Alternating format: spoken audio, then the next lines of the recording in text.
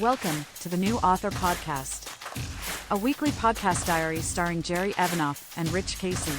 Join them weekly as they talk about writing, publishing, and marketing their books. And now, here are your hosts. Hello, everyone, and welcome to the New Author Podcast. Today is Wednesday, October 8th, 2025.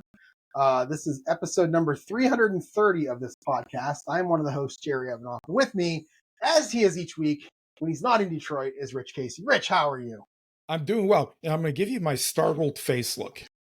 Oh, okay. And I'm startled because Anne actually wrote in by email because she was worried we weren't on last week like we normally are. And I thought that was very nice of her to think of us and to find out, check in to see if we were doing okay. And I don't know if she's a longtime listener or not, but we're just kind of lazy sometimes, Anne. We just don't do it. Absolutely, 100% true. Yes. Yeah. Truth to that. But thank you anyways. Absolutely. So, okay. So this is a new month. I'm going to jump into my stats. Do we have any small talk? Oh, no. Let's see. Tigers won 9-3 today. So the series is going back to Seattle. And I can't believe they've actually won 4 postseason games. So even if they flame out in Seattle, I'm pretty happy. There you go. All right. You sound like a Cleveland sports fan, baseball fan who's happy that their team made it to the playoffs. That's right. Exactly. Yeah. I went to my mom and dad's house a couple days ago, and my mom's huge baseball. So I walk in, and I sit down, and she's got the Yankees game on. And she says, "Oh, look, Yankees are down. They're getting crushed." And I look over and I'm like, "You sound like me when Pittsburgh Steelers are losing football." Yeah. Because you can't get any joy out of your own team, so you just got to get joy when the team you don't like loses. That's right. Yeah, that's exactly pretty much what it is as a fan here. All right, so let me jump into my stats. But before I do that, at the beginning of every month, I like to just give a quick recap of where I am with this entire series because it's been a 2.5 year. I hate the word journey, but that's what it is. Where I'm going through this. So book 1, I published book 1, Manufacturing Murder, May of 2023, and began writing book 2 and got most of the way through it. And then you and I, in December of 2023, started talking about goals. What are going to be our 2024 goals? And I kind of realized I did not want to just publish book 2 and then write book 3 and publish it, and write book 4 and publish it. I wanted to write like one gigantic story that's more of a series over nine books. And I wanted to be able to write all the way through 9 so that I knew what to go back and edit back in book 2, which, by the way, I'm doing. I'm glad I did it this way. I'll talk about that later. So what I did decide to do was write all the first drafts along with some novellas and short stories. So over the past year and a half, a little over a year and a half, I've written, actually 2 years. I've written the first drafts of books 2, 3, 4, 5, 6, 7, 8, and 9 in this series. I also wrote a novella 0.5. I wrote a 7.5 novella. I rewrote book 1.5, which I had already finished and put out there on Book Funnel. I'm going to change that up. And I have a plot for book 4.5 that I actually haven't written. That's the only one I haven't written yet. And I'm currently back to editing book 2. I'm also editing book 1.5, which we'll talk about. So that's kind of where I am right now. The goal is I have to get my book 2 finished edits. I did that to my editor by December, I believe it's 16th. It might be the 14th. And then after that, I'll go into book 3 and book 4 and so on. I'll start publishing them as I go. So that is where I'm at right now. I did add it up, and I've written approximately 360,000 words in the last 2 years that make up this entire series. Next year there might not be as many words written. So, and it just occurred to me that if you don't like the word journey, I really think more so you're on an odyssey in the classic Greek myth tradition. I mean, you're out there, slaying the dragons and beheading the snake-headed woman, and I have not been pulled to the island by the sirens yet, but there is a romantic comedy and a science fiction that I want to write at some point that may pull me to the island. So, so I agree with you on that. I like that better, in fact. So over the past 2.5 weeks, I had a goal to finish book 1.5 and then start the editing of book 2. And the question is, did I finish it? And no, I did not. And it is still not done, book 1.5. I'll talk about why here in a little while. The book 1.5 is 12,902 right now. I wanted it to be between 8,000 and 10,000. That ship has sailed, much like Homer. wrote Odysseus on the Odyssey. Look at that. I can that's good. Pull things Good. back together like that. And my word count, let's see, book 2, I'm editing that now. It's currently 85,502. Super editor, he's going to yell at me and tell me that's 10,000 words too many. So that's going to be interesting.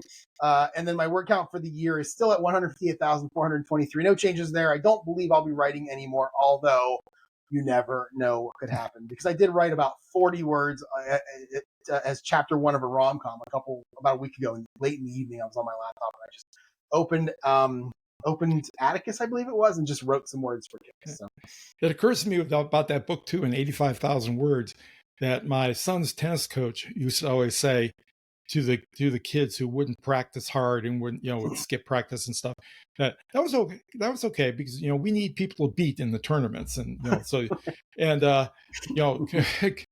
C is going to look at that 85,000 words. She goes, well, that's okay. I need words to cut. So right, exactly, yeah. Get my big giant scissors out. Yeah. And then let's see, there are 40 total chapters in book 2. I'm currently right in the middle of chapter 6. I'll probably talk about this later, but this is not going to be a hard book to edit, because by the time I decided to start writing book 3, 4, 5, 6, and so on, I had already done like a third revision on this book on book 2. The only thing I really hadn't done was read it out loud and write the final chapter. I have to write the denouement scene at the very end. Although as I go through these chapters, I'm realizing that I was such a horrible writer 2 years ago, and I'm making so many changes right now. I'm scared to look at book 1. Like, I just want to publish it and forget about it. I was listening to, this is going to be the first time you hear me say this. I was listening to James Blatch, his podcast from last week, and he was talking about how he wants to, I think it was Cara saying she wants to go back at book 1 and like desperately rewrite it. I want to do the same thing. Like, I desperately want to go back to book 1 and rewrite it, but I don't have the time if I want to do all these other things I want to do with these books. But the chapter I did edit where I made a couple changes to get some things in there that are going to go with the series now. I'll republish it in a month or so. I'm just reading through it going, and I end up editing the entire chapter where I made those changes, and I just want to do that to the rest of the chapter. Right. And this is one of the big downsides of indie publishing, that you have infinite ability to go back as many times as you want and change it, where that wasn't available if you were trad published, and it was probably a good thing it wasn't available. Yeah, definitely. And then my words per hour stayed the same because I didn't write any new words, 1,200. So those are my stats for the last couple of weeks. Okay, good. I did absolutely nothing the last couple of weeks. Like you said, I was working quite a bit, and then I went on a trip to visit my mother for her 94th birthday, and didn't do anything at all. So my cozy mystery number 2 still stands at 38,940 in total words for the year. It stands at 171,902 words, and that cozy mystery is not likely to change one little bit in the next few number of weeks, and I'll talk about why that is a little bit later. Nice. Shiny things. I hope it's shiny things.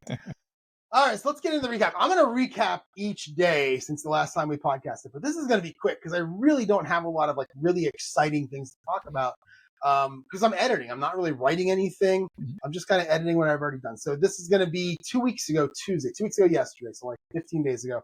And I don't even remember these days, so I'll probably get stuff wrong or I'll stumble over things as I go here. But I did go back to the library on this day and continue my editing. This is of book 1.5. So this is what I decided. I'm going to finish book 1.5 before moving on to book 2. That has changed since then. But I went over to the library and I started working on the first scene. I finished chapter 1, started working on the first scene of chapter 2. And then while I was editing, I made a very quick plot change, which sadly required a new scene to be written. Yay me. Way to go, Jerry. So that was kind of annoying, but and it's one of those things that I know it makes the story better. It has to be done.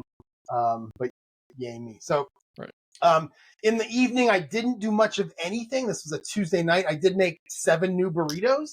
I threw 6 of them in the freezer. I think I have 1 left or 2 left. And then I watched some Perot and I went to bed. Pretty boring Tuesday. Wednesday, I was back in the office. Wednesday, Thursdays are my basically in the office days for the most part throughout the winter, as I don't golf. So I don't have to be there on Tuesdays. But there are days like next week where Molly Maid comes on Tuesday. I don't want to be here when they're here. So I'll go Tuesday, Thursday next week. But most days will be Wednesday, Thursday. So Wednesday, I was in the office. I had to, on the way driving, I did something I hadn't done in a while, which was mute everything and talk my way through this new plot change and how it would affect the overall story. But the funny thing is it creates like a new, what's that word, the item that people want to get, that MacGuffin. That's it. Oh my It god! creates kind of a MacGuffin that I have to like work out now later in the series somewhere.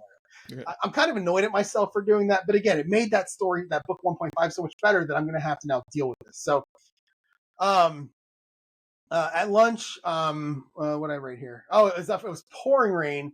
Something we hadn't seen in like 6 weeks around here. I don't know really? how much you guys are getting. Well, yeah, we went from like June where it rained way too much to end of August where we were in a drought. Like, Oh well, no, very little rain we've been over wet summer. the whole summer.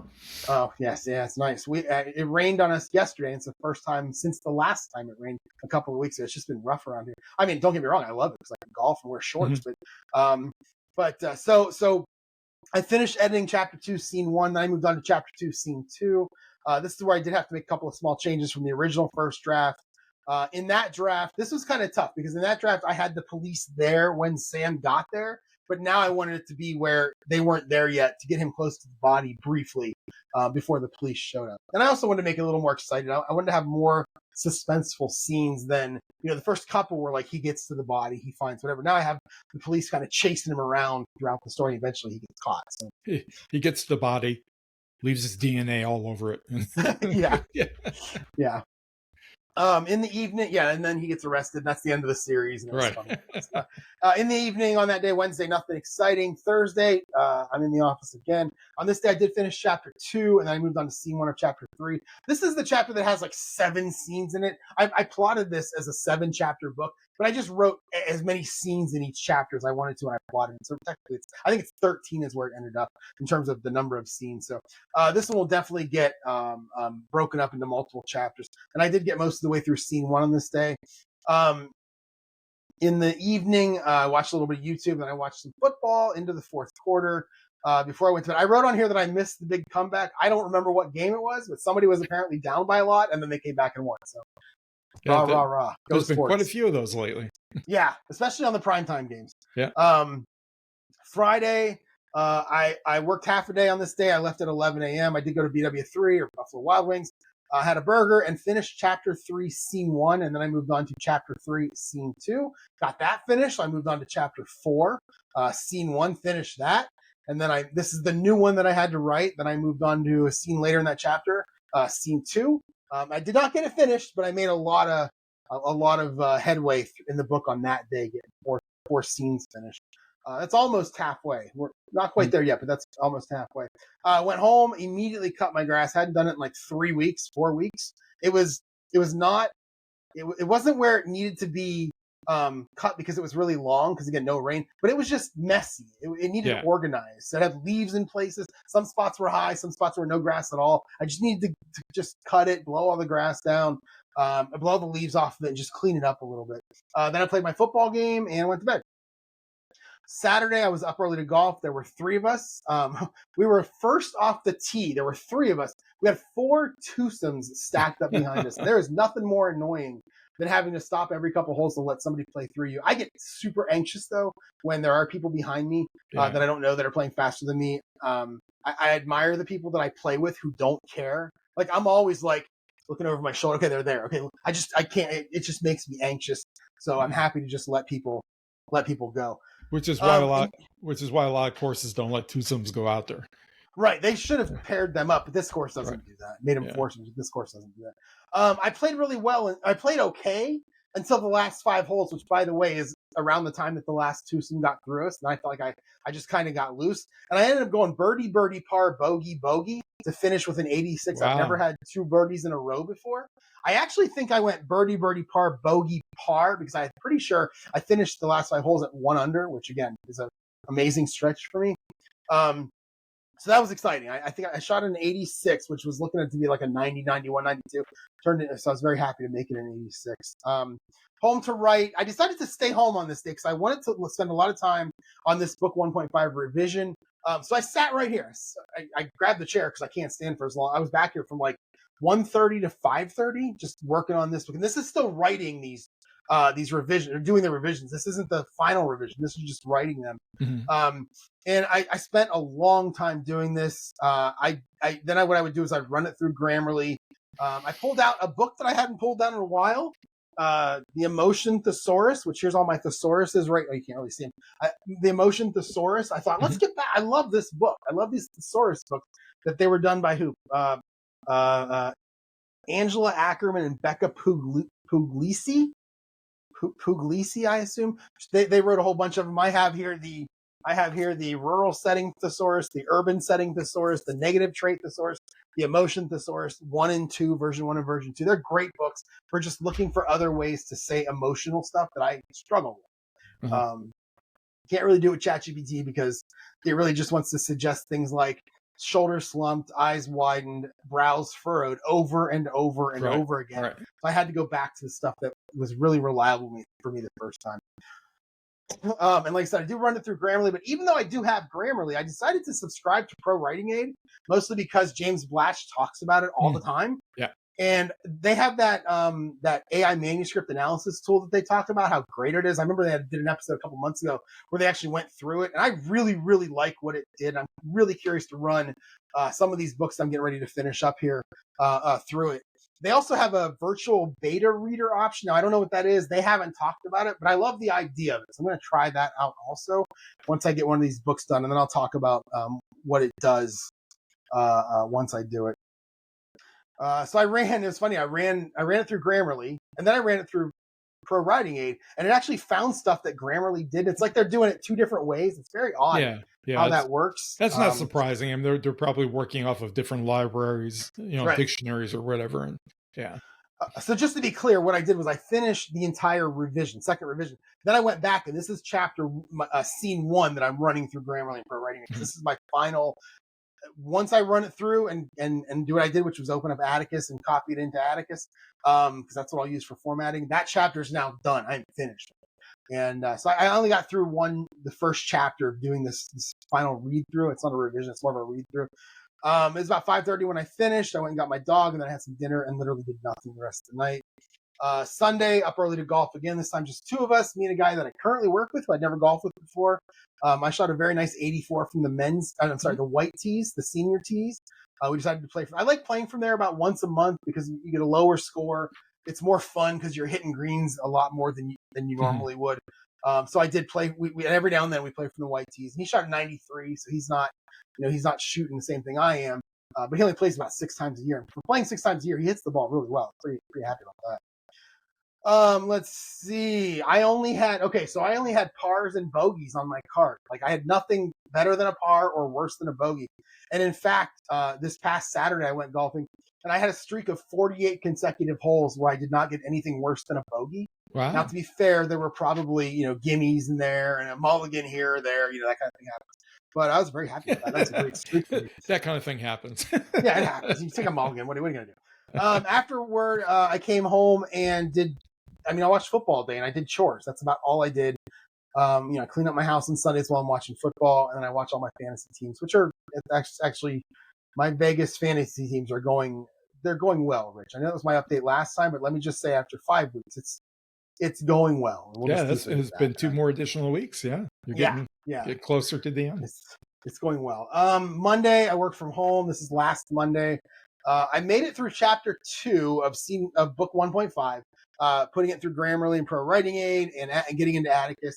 And I have a total of 13 scenes, which I think I'm just going to do 13 chapters. I don't think it matters that, one might be 1,200, one might be 500. I think I'm just going to wait. I'm going to do it instead of trying to decide, these 2 fit together. I'm just going to do 13 scenes, 13 chapters and call it a novella.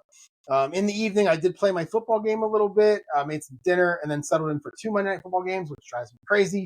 I hate they do 2 of them like that. They're on at the same time. It's really stupid. I don't know why they do that. Tuesday, I worked from home, and I did the same thing as the previous day. I started on chapter 3, but I did not shut my work laptop. I kind of sat at my computer up front with my work laptop sits over here to my right, and I just hit the button that takes it from my monitor from work laptop back to my desktop. Open everything on my desktop, and I start editing. And because I didn't close my work laptop, I ended up getting a couple of Teams messages that I ended up having to take a call, and I did not get anything done other than just looking at the very beginning of chapter 3, and that was about it. In the evening, I made white chicken chili because on Wednesday in the office, we had a chili cook-off. I did not have a lot of time during the day on Wednesday to do any editing. I started chapter 1 of book 2.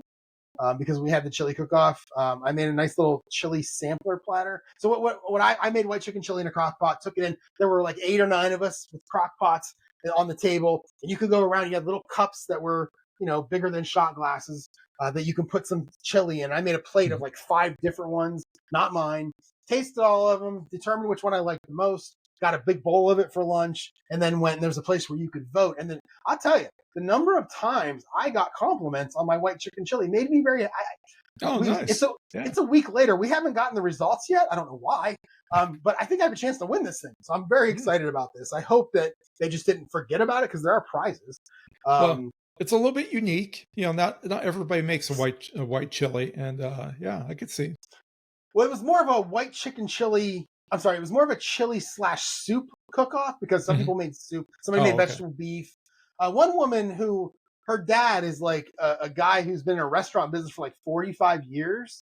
Like, she just had him make chili for her. And I'm like, well, I'm not voting for you. That's not, that's cheating. So even though hers was the best, I voted for the other guy whose was like second best because he made it himself. Right. So good. It was great. Again, like I said, we still haven't got the results yet. So I don't know if I won or not, but I feel like people liked it. I got so that's because all the bribes haven't come in yet. You got to. Oh, I didn't even think. Oh man, I didn't think of that. Damn, I would not make a good politician. So in the evening, I came home, played my football game, and then went to bed. This is going to be last Thursday. Now I'm back in the office. I had a good lunch editing. I finished chapters 1 and 2, and now we're on book 2. So I decided to switch over to book 2 here because I have that stupid deadline that I created for myself where I have to get it to see by, I think it's either December 16th or December 14th, whatever that Sunday is. And I didn't want to keep working on 1.5 when I really don't need to finish that now. That can be finished. I'm not going to do much with that until book 2 is ready anyway, because I want to have book 1. I'm going to republish book 1, put book 1.5 in the back, and have it lead into book 2. So I don't need it right at the moment. I mean, I could probably put like the unedited book 2 chapter and put it up there now if I wanted to, but I'd almost rather have it when book 2 is available for pre-order or purchase before I actually put it out there. So I decided to switch over to book 2 here. And I'm 3 chapters into book 1 out of 13, book 1.5 out of 13 in terms of the, getting it completely done and into Atticus. So I did switch over to book 2. And one thing that I noticed, there's a couple of things that I kind of noticed here. Number one, I'm a better writer than I was 2 years ago. I will be. So while I did have like a final revision on this book before I decided to write all of them, I'm now going through it and making changes to sentences, not really changing the plot at all. I'm just making changes to sentences. I've deleted a lot of words, which would make C happy. It's currently 85,000, like I said, and I feel like it's going to end up being, it's probably going to be more because I still have to write the final scene. That's going to be a long one. But I am deleting words right now. Like there are times where I'll write something and there'll be like a paragraph, and I'll just look at it and go, this paragraph doesn't need to be in here. Like it does nothing for the story, so I just cut it, which is hard, but also it makes sense. I'm kind of glad that I'm doing it. I'm also making sure as I read along through this thing that what I wrote 2 years ago lines up with the next 7 books in the series now that I know the plot all the way to the end.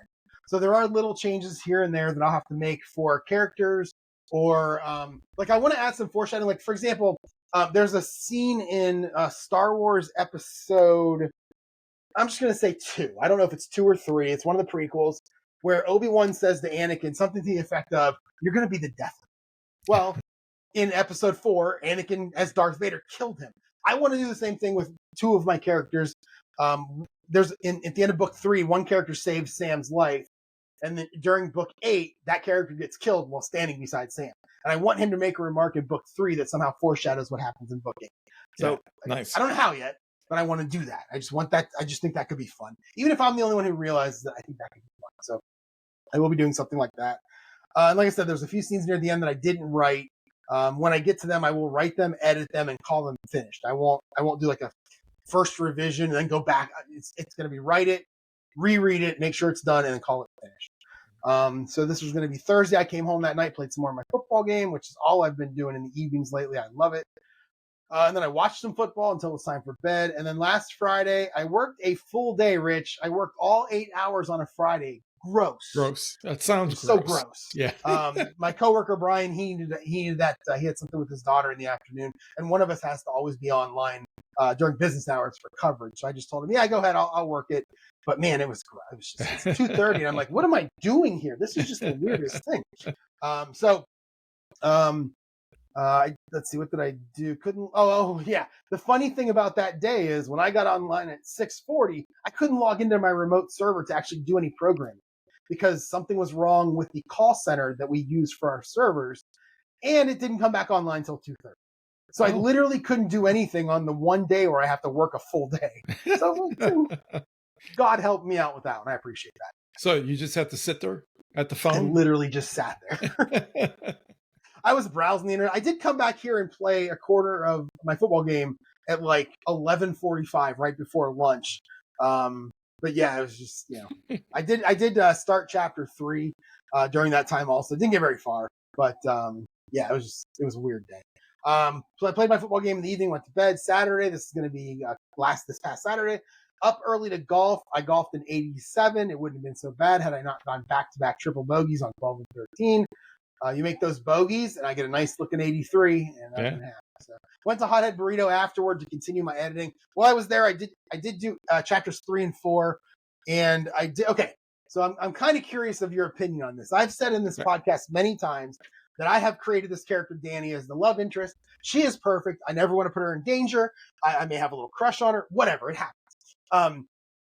And I'm kind of writing Sam in book 2 to maybe lean into the fact that there could be feelings toward another character. Now, this is after Sam and Danny have been kind of long distancing for a couple of weeks, not very long. And there's always been this rumor with him and this girl who are really good friends for 10, 15 years. The friends always make fun of him. When are you guys going to get together? That whole deal. And I've kind of got some uncomfortable scenes with Sam where he's kind of close to her. It's a little bit darker outside. They're in the woods, this thing. And I kind of want him to have these conflicted feelings. And it's really hard for me because I like Danny. So this is tough for me, Rich. I don't know if you have any thoughts. The first thing that popped into my head when you said it was dark and in the woods is she going to choose the bear or is she going to choose him? Oh, Jesus. I don't need, that's a whole nother search engine, Rich. Yeah. So, and I also, the problem that the conflicted feelings that I'm having is I don't want him to be be made out to be like a jerk or appear to be unfaithful. But again, they've only been together for 3 or 4 weeks. It's long distance. In the end, he will end up with her. I mean, she'll end up moving to where he is now and they'll end together. But just for this one book, because there are consequences in the end of this book that I think will make that part of it better. So I'm trying to make it correct, but I'm trying not to. There's like a line that I'm trying to teeter right now. So is he currently married or what? No. They're just dating. They've been dating for a few weeks. Long distance. That's it. I see. But I like her so much that I don't want to make him into a jerk. Yeah. Okay. So struggling with it, but anyway, so I leaned into it though on this day, this Saturday at Hothead. I leaned into it. Really added some things to the scene. This is going to be chapter 3 and chapter 4. Where it makes sense. There's going to be the dinner party scene. I talked about the dinner party scene that Agatha Christie always writes. Well, I wrote one in this book. I know I talked about it a couple of years ago. But at that dinner party scene, this is where you're going to see the natural shift from his feelings toward her. And I'm not going to give too much away, but his feelings towards her are going to shift dramatically during this scene. It's probably 60% of the way, and I hope the reader doesn't really notice it until after they realize what actually happened during this story. So it's like a puzzle. I don't know how we do this as a mystery writer. I don't know. I do struggle with this. I always struggle with that last piece of the pie to make the character know who the guilty one is. And it's like this weird puzzle, and I just feel like I can't get pieces to fit together while I'm doing it. All right. Let's see. In the evening, Saturday, not much of anything. Eventually went to bed. Nothing on Sunday writing related. The Browns played at 9:30. I could have went golf, but the Browns played at 9:30 in London. I was home to watch that. So I didn't do any golfing. I didn't do any writing. 2 things I really, really enjoy because I wanted to stay home and watch the Browns lose a football game in the way that they do last second when you think they're going to win. I just like to punish myself. I did. You have to do that a few times every season, and then before you give up. Yeah, exactly. Yeah, it's still early. You're right. It's still early.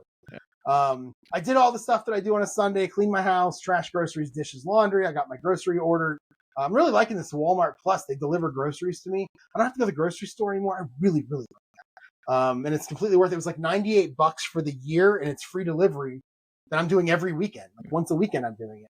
I've been trying to talk my 94-year-old mom into doing that, and she's just not having it because she likes to go and she wants to pick her own stuff out. So. Yeah. One reason I don't like to go to the grocery store is because there's people there. And I'm like, I'm Rich. Sometimes I feel like I'm just entitled or selfish. Or like, would you get out of the way? I need to get that crown. Terrible. I got a football game waiting for me at home. Get out of my way. Yeah, exactly. I got a Browns loss to celebrate. That's right. So I did sit and watch games. I mean, I literally watched football from 9:30 until I went to bed at like 10:30. Another very exciting game. Very boring. I think it was 6-3 at halftime. When I woke up, it was 31-28 final score, something like that. I may have that wrong. But anyway, Monday I did work from home. This is 2 days ago. I worked from home again. And again, on a call during most of my lunch break. This is my own stupidity with leaving stuff on work related that I shouldn't leave on.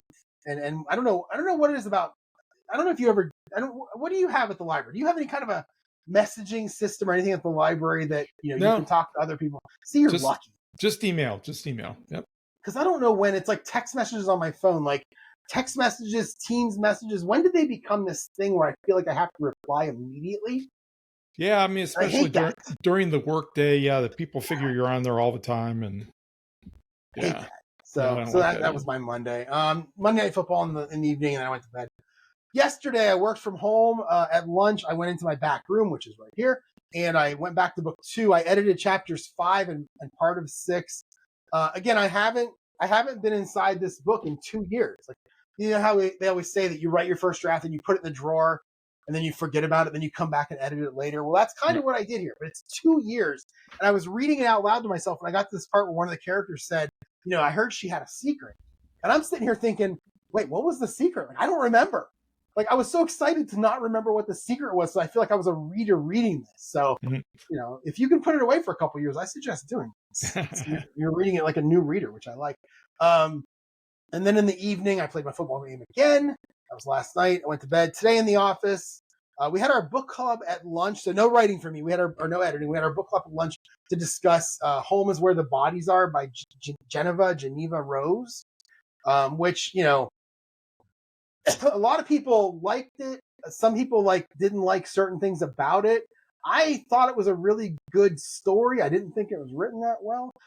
There was a lot of pontificating.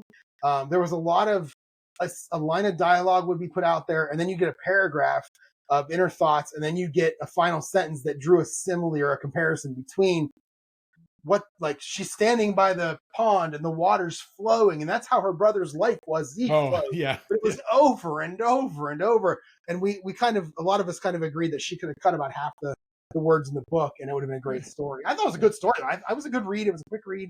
I would recommend it. I think I gave it 8 out of 10. That overuse of metaphors and similes makes me think of ChatGPT every time I see it. Oh, yeah, absolutely. And it's interesting. This Geneva Rose, I actually, she's got a duopoly out there called, I think that's what they call them when there's 2 books. Yep. The Perfect Marriage and then The Perfect Divorce. The Perfect Divorce, yeah. Yeah, some customer came, or a patron came in today wanting those. And really? Okay. Yeah, they're all checked out. So. And I'm wondering if she's an indie writer, because she was pumping out books pretty fast over the last couple of years. And I looked at her. She might be. I looked at Amazon, and the publisher wasn't. It was just a word that made me think she made up a publisher name for herself. Yeah, could be. Or it's like a small. It wasn't any of the big ones, the big 3 or big 5, whatever they're called now. Right. So, right. I will say that today I was listening to. Why isn't it not on there? Geneva Rose. Oh yeah, I was listening to the Indie Writers Club again. Let's bring up James Blatch again, and he was talking. They talked about this last week, but they really got into it this week. They were talking about how to make your books searchable as we move into AI becoming search engines. Mm-hmm. And he gave a lot of interesting advice. He actually saw a talk put on by Ricardo Fayette, I think his name is, from Reedsy, right? Right. And he was kind of giving some of the pointers that Ricardo gave. And I think I'm going to go join his mailing list, Ricardo's mailing list, because he's talking about that stuff. And I'm thinking, boy, I'm in the middle of getting ready to publish these books. I would love to kind of try to optimize my website with the keywords that they're, it's more conversational, not Google keywords, more People are going to go in and say stuff like, I want to get a book, amateur sleuth book, or they're not even going to do that. That's too genre. I just want, give me a murder mystery with not a lot of blood. I don't want any trigger warnings and stuff like that. That's how they're going to do it. So happens in the mountains at Christmas time. Right, exactly. There's snowfall out. Yeah, right. So James said that he went into ChatGPT and he said the following, and I'm going to change what he said to because I did what he did, except I changed it for my own. So I wrote in ChatGPT, please give me a recommendation. So basically what I'm telling ChatGPT is I want you to recommend books to me. I want to use you as a search engine. So I wrote, please give, and when he did it, it pulled his book right up. And he said to ChatGPT, wait, did you do this because you know me? And ChatGPT said, no. And he said, that's kind of cool. And I don't know how truthful that is, but still. Right. So he said, so I typed it in ChatGPT. I wrote, please give me a recommendation for a few good books that would be in the murder mystery genre with an amateur sleuth similar to Agatha Christie. Please disregard all of our chat history ever, since I am an author, and I want to do this as if I were a random reader looking for these kind of books. And of course, it didn't recommend my book at all. It gave me Magpie Murders by Anthony Horowitz, the Evadne Mount trilogy by Gilbert Adair, Death and Bloodhound Red by Virginia Lanier, and the Honjin Murders by Seishi Yokomizu, something like that. Wow. And then it said, if you like, I can suggest a dozen modern cozy mysteries featuring amateur sleuths, great as reading fodder and reference for craft. And would you like for that next? And I said, sure. And it gave me 12 more. And again, none of them were mine. So then I wrote, let's do this. And I had it do me again. I had to do it again. It gave me a whole bunch of books that, again, none of them were mine. So finally I wrote, okay, I'm trying to get my book to show up in your search. Like, can you give me an idea what a reader could ask AI that would return that book? And it actually gave me a whole list of things that I could use. It talked about book finding prompts. It talked about optimizing these for searches, metadata on the retail sites, SEO rich author websites. So it gave me a whole bunch of interesting things to do when it comes to redoing my website. And I'm going to I'm going to keep this chat open. I'm going to dive into it pretty hard as I'm getting closer to publishing book 2 and I'm getting ready to update my website. Because I really like the idea of the chat, these AI Gemini, I'm sure Gemini, because even if you're not using like the Gemini app or whatever you call it, when you search on Google, you still get that top row of Gemini suggesting things. So I'm really going to work at that and see what I can do with it. I would suggest people go listen to it. One of the things he said in there was, and again, I'm basically parroting what James said that Ricardo said. So go listen to them because they say it a lot better than me. He said that Ricardo Fayette said that 99% of the books that show up in these searches are listed in Google Books, not the Google Books retail site, but this giant list of books that Google has. And in fact, if you go to books.google.com and search, you can see if your book is in there. So while he was saying this, Cara Claire did this. Her books weren't there. I did this. My books were there. Oh, really? Very odd to me. Like, I don't know how they got there. I don't know how you get them there. Yeah. But go listen to the Indie Writer Club podcast. It's really, really, it's going to be like the second half of the podcast. It's really, really interesting. Okay. And I'm definitely going to sign up for Ricardo Fayette's newsletter because he's going to, I guess over the next few weeks, he's going to talk about this more. Yeah. And I expect a number of people to start talking about this. What do they call it? Generalized search optimization or whatever. I assume Joanna Penn's been talking about it for like 7 years now. She's always ahead. That's right. But yeah, the big thing, when anybody asks for book recommendations, okay, so yeah, they've got the LLMs have this enormous database, probably tens of millions of books. How does it decide what it's going to suggest to somebody? It's going to be partly determined by the form of the question that's being asked and what kind of details are in there. But so that helps narrow it down. But then it's still going to have tens of thousands of books that it could choose. Yep. So then what's it going to do? Well, my guess is it's going to have to recommend things based on popularity. And I can piggyback that and say he did say a very large percentage of the books that returned were actually traditional published authors who go out and do book tours and get on the radio and get on TV. The more you're out there in the internet, the more likely it is to pull you back. Right.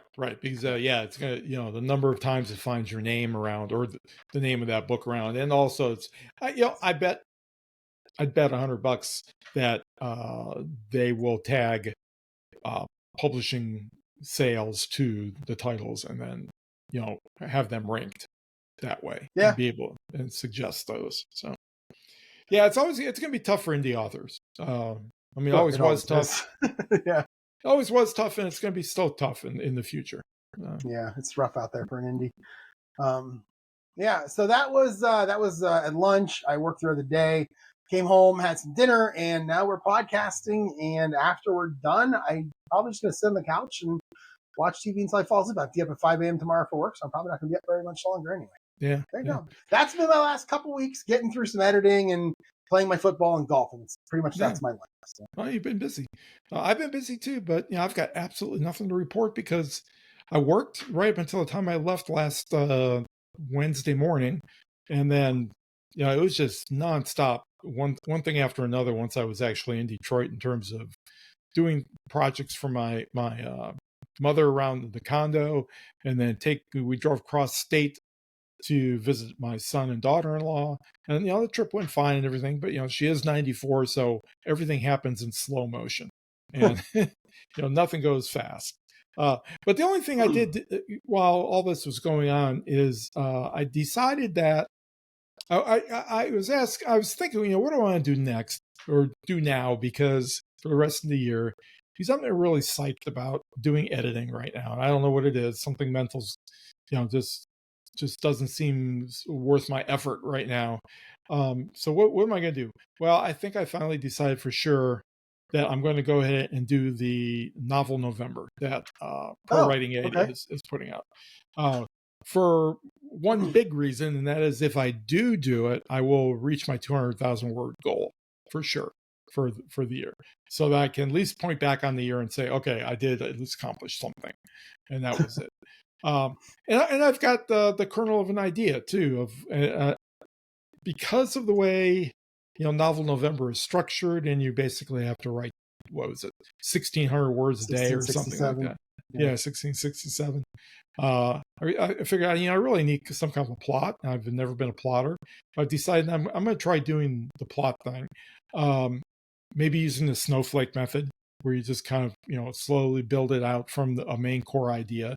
And my main core idea, I'm pretty sure it's going to be this, or something very near to it. The crime is going to be a mother who murders her son, poisons her son, because her son has become radicalized by a hate group, and she does not, and has been threatening to do things like blow up an elementary school in town.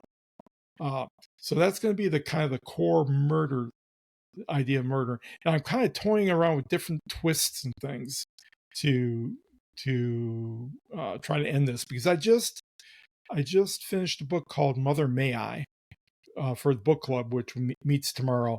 And this was a really weird book. Not really weird. It was a really interesting book, in that I didn't really see the exact form of the twist coming.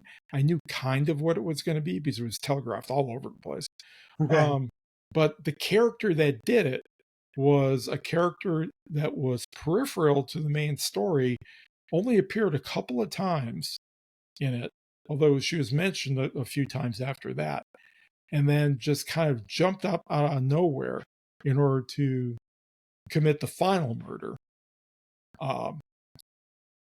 That I knew had to happen, because it was also telegraphed throughout this whole story that this husband, who eventually gets killed, the wife was really, although she loved her husband, thought he was great, over and over. It was almost too much that she said how great he was. Yeah. And there was somebody, and there was protest too much or whatever. Yeah, and there was somebody in the wings that had been smitten with her for a long time, but was just now helping her out because he was a private detective and everything. It's kind of the unrequited love kind of deal. And sure enough, during the denouement, it's less than a year since her husband's dead and they're married already. So it's right. So she got everything she wanted. She got the kids, she got the fortune, she got rid of the husband, and she got this other guy. So you came up. Let me just make sure I understand. You came up with the idea of a story of a mother poisoning her son while you were visiting your mother. Yeah, exactly. Okay, I was just curious. Okay, just want to make sure I understand. Okay, exactly. Well, I'm sure there's times when my mother has thought about it with my brother, yeah. Yeah, I mean, the trick is going to be trying to work in a good twist that people won't see coming. Yeah. And I almost thought about having the mother being radicalized in an opposite direction, but just having that kind of obscured a little bit by everything else that's going on. So, and I may end up doing that still. Had you done NaNoWriMo in the past at all, ever? Yes, I've done it a number of times. Yeah. And you did well during it? Yeah, I think only, maybe twice I've actually gone over 50,000. A lot of times, because I tend to write short the first time through. I mean, I might get to the end by 40 or 45 or whatever. Right? If you get to the end of the story, I count it as a success. Yeah. So I wrote my first novella. It's the only time I've ever done it. I wrote my first novella during November, and I think it was 2019, maybe 2018, 20. I think it was 2019 when we were it was after Scotland, I think.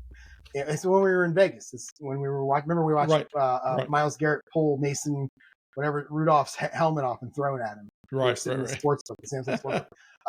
It was during. I think it was during that month where I did it. And I actually only wrote about 30,000 words, but like you said, I finished it.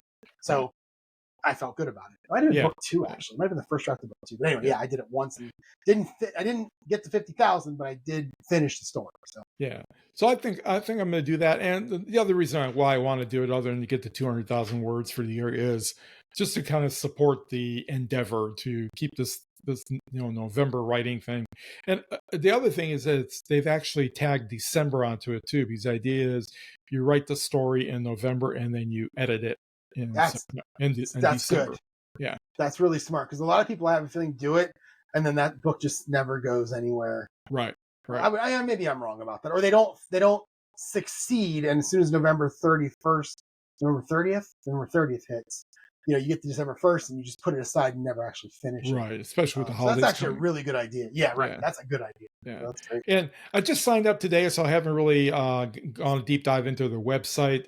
Just pulled the dashboard up. They seem to have a lot of stuff there, a lot of resources, and a lot of things for writers to use. So it'll be interesting. It'll be interesting to see what happens. Okay. So yeah, that's kind of where I feel like I'm going to go for the rest of the year. Okay. Nothing new other than that. Yeah, nothing new for me. I have the Amazon ads course and the drawings. I really need to start getting that going.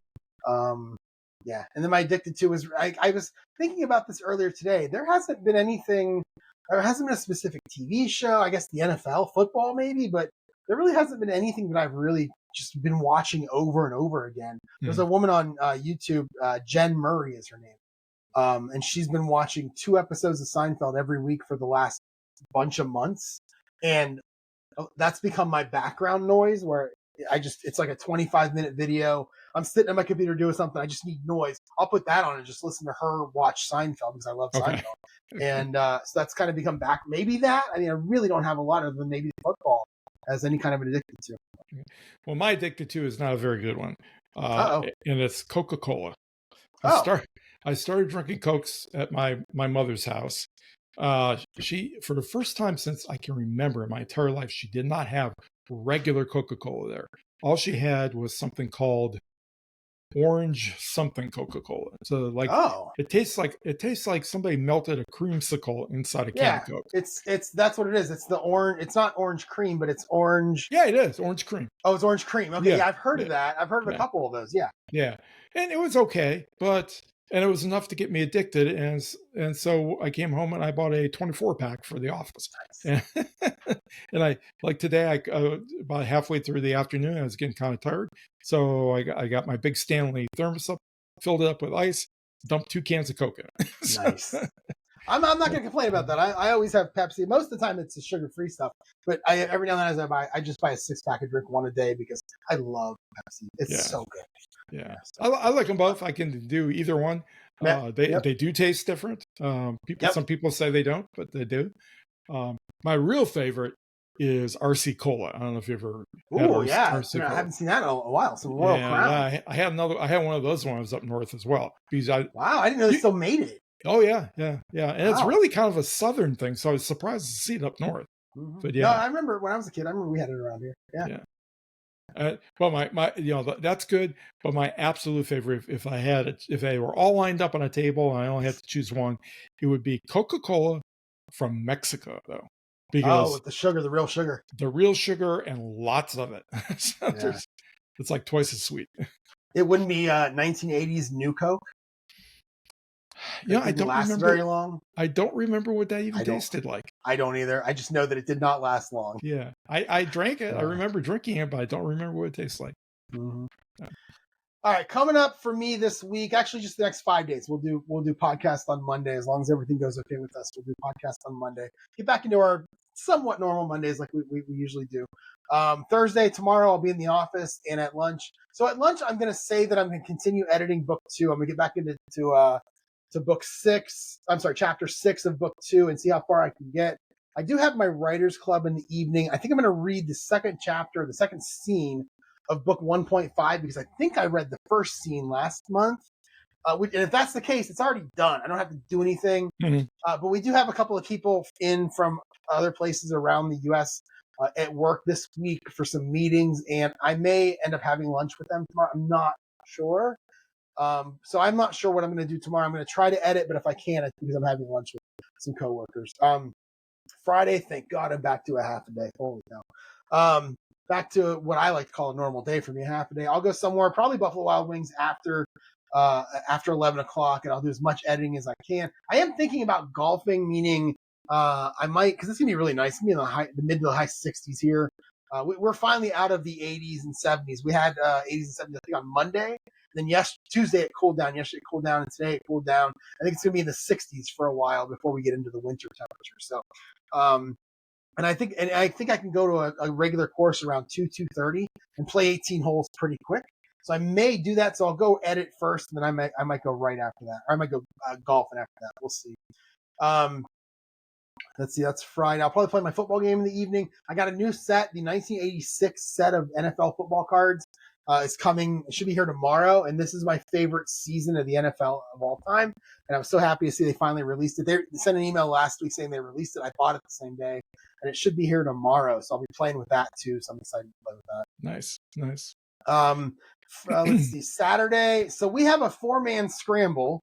It's what's called a cross country, meaning he takes the golf course and he reconfigures it so that it's not the same as it was. Oh. So you might play the first hole where you start at the first tee and end at the second green, and it's an 850-yard hole with trees between the first and second hole that you have to hit over. It's a blast. We played it last year.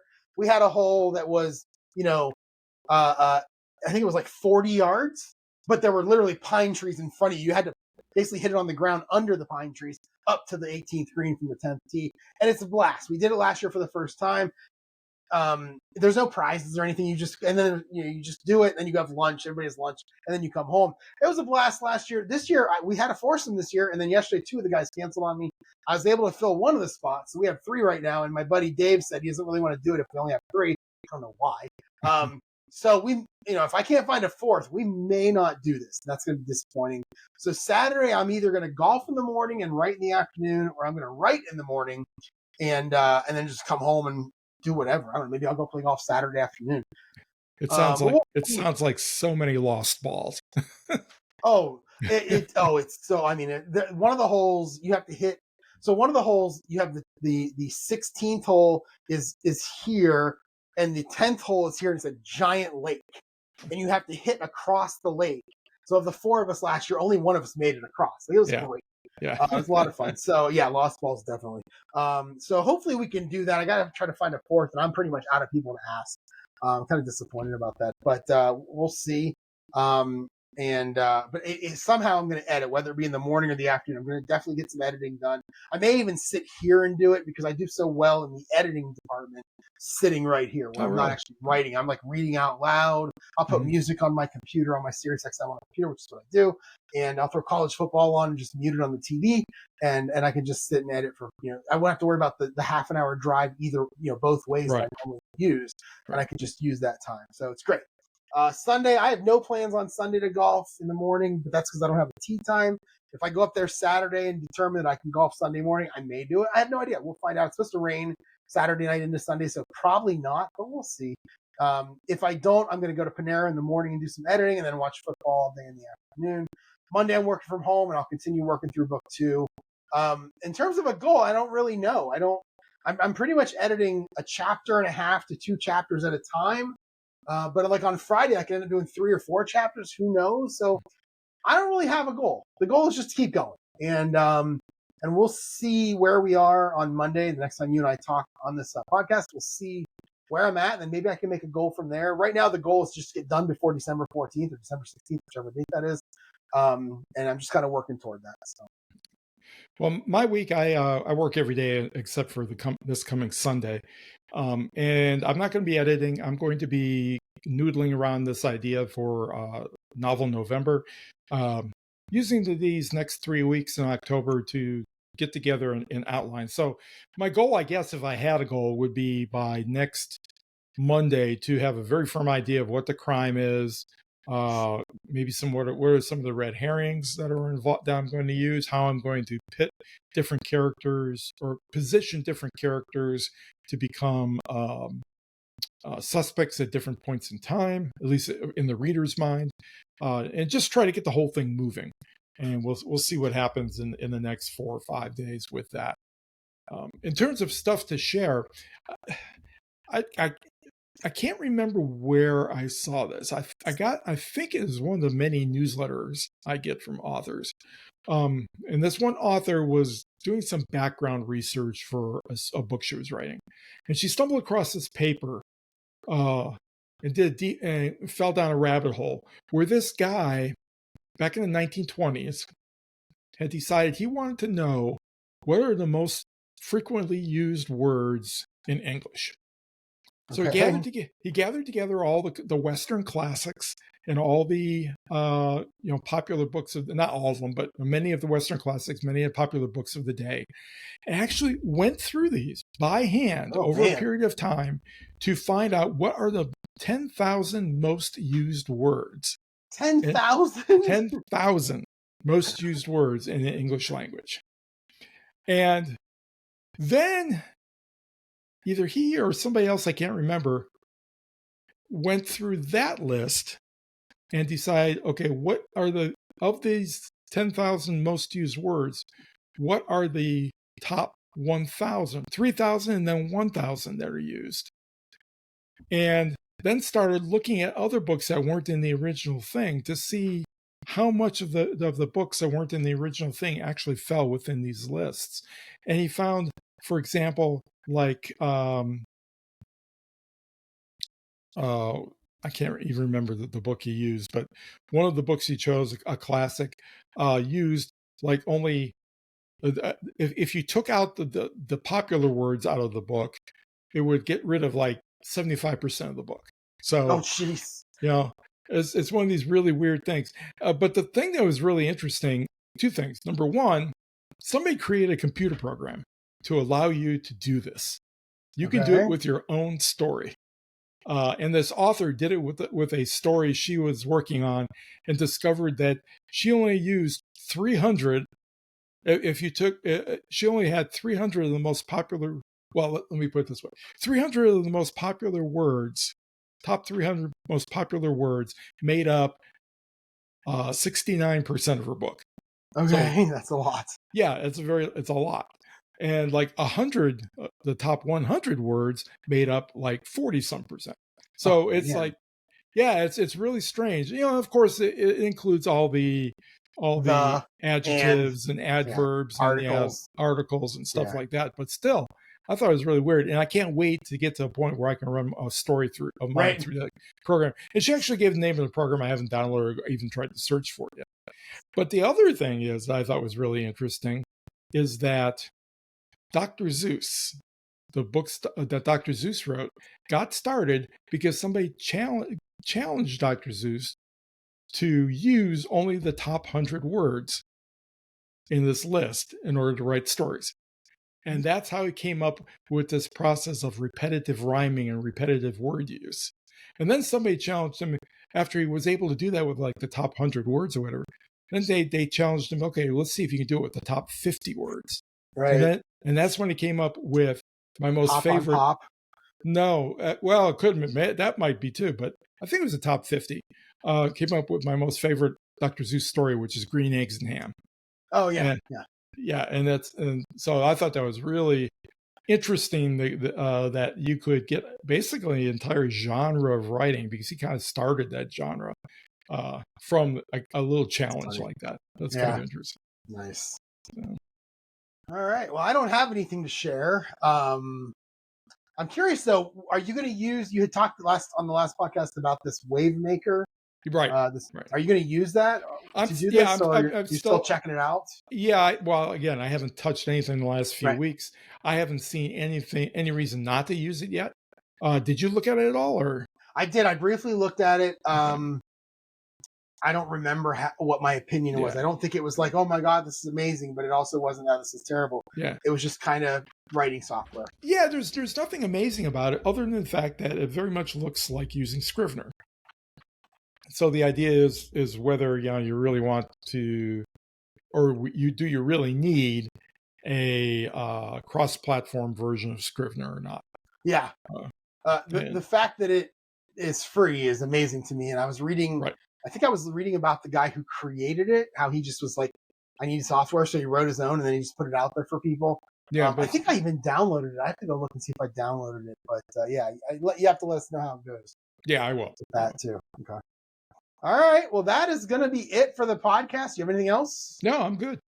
All right. Well, we're gonna finish up this one, and if you want to get in touch with me, you can email me jerry@jerryevanoff.com. If you're worried about my well-being or Rich's well-being, and you want to email us, please do, because we like that. Or you just want to chat. We like to chat. Yeah, it makes us happy to know that people care.